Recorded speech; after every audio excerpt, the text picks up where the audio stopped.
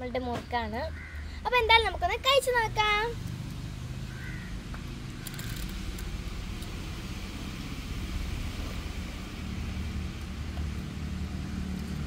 എന്താ നല്ല ടേസ്റ്റ് ഉണ്ട്.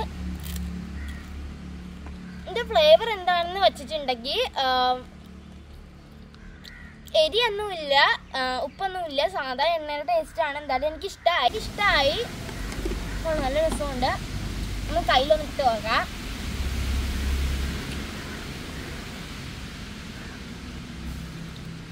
എന്നാണ്ട് എന്താ കൊള്ളാൻ, എനിക്കിഷ്ടമായി, കുഴപ്പമില്ല.